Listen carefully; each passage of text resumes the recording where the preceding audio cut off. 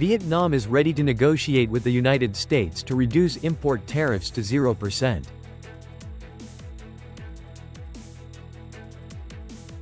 China imposes a 34% tariff on all U.S. goods.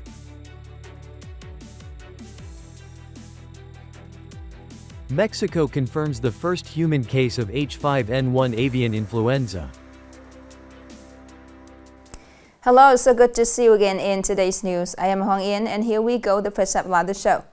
On the evening of April 4th, the General Secretary To Lâm just had a phone conversation with the U.S. President Donald Trump regarding the Vietnam-U.S. relations.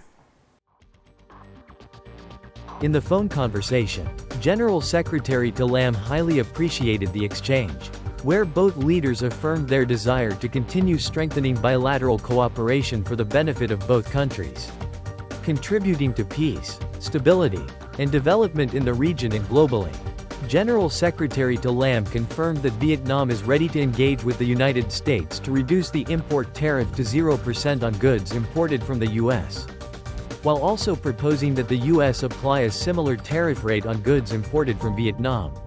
He also suggested continuing to encourage and create conditions for the import of more U.S. goods that Vietnam needs, as well as encouraging and facilitating U.S. companies to increase investment in Vietnam.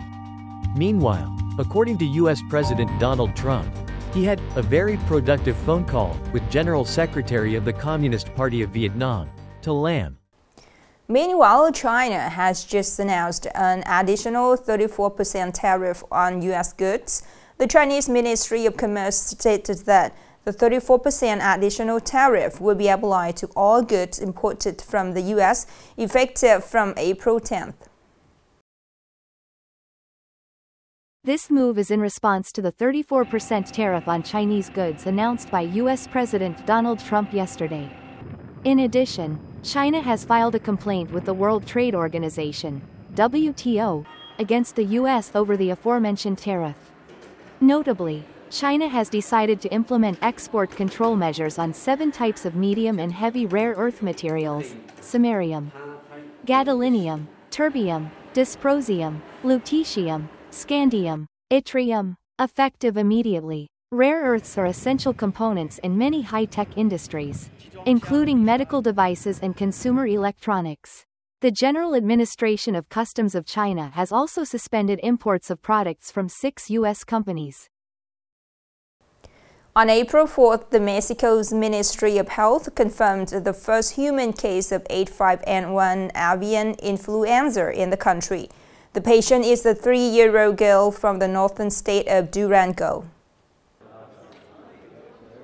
In a statement, the SSA clarified that the patient is currently being treated with oseltamivir at a general hospital in Torreon, Durango. According to initial information, the child is in critical condition. The SSA has notified the World Health Organization, WHO, about the case, stating that the risk of virus transmission within the community in Mexico is currently low. The agency also mentioned that Mexico has stockpiled approximately 40,000 doses of oseltamivir to be ready for outbreak response. These doses have been distributed to high-risk areas, particularly states with a large number of poultry farms.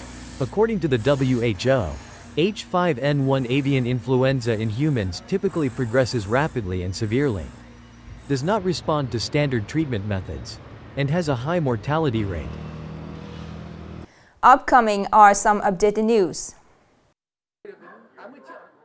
As of now, Nghệ An has completed, handed over, and put into use 13,959 out of 21,183 housing units for those in need of housing, reaching 66% of the required support, according to information from the Vietnam Fatherland Front Committee of Nghệ An Province. During the first week of April 2025, the province completed and handed over an additional 604 houses, 201 newly built and 403 repaired. During this period, the provincial level allocated 11.12 billion Vietnamese dongs from the Poor Fund to localities to build housing for the poor and those facing housing difficulties.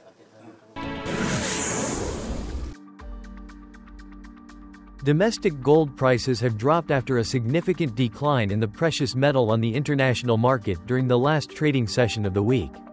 The price of gold for immediate delivery fell by up to 80 United States dollars per ounce, closing the week at 3,036 United States dollars per ounce. Converted to the exchange rate of Vietcombank, the global gold price is currently equivalent to 95 million Vietnamese dongs per tael. The price difference between domestic and international gold is currently around 5 million Vietnamese dongs per tael. Analysts believe the price drop is due to investors selling off to take profits after the market peaked on April 2nd.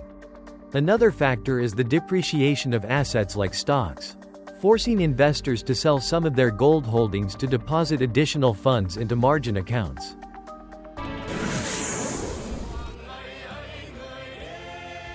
Taking place from May 18th to 21, 2025, the Sen Village Festival will be organized on a large scale, promising to offer a unique cultural space that honors the heritage of President Ho Chi Minh and the cultural beauty of Nghệ An.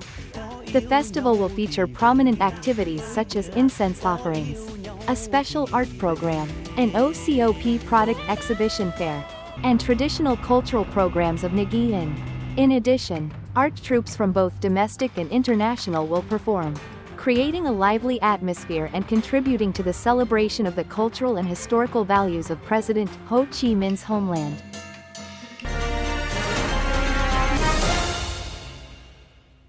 In the vast forests of Kishan in the border village of Changa, Mili Camille, 30 kilometers from the center of Kishan district, the teachers who are stationed in the village tirelessly keep the flame of knowledge alive.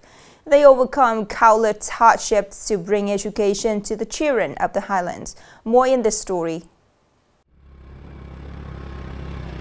To reach the Cha Na village school, the teachers must traverse treacherous roads. On one side is a steep mountain slope, and on the other is the Nam Non River, the border between Vietnam and Laos, flowing turbulently.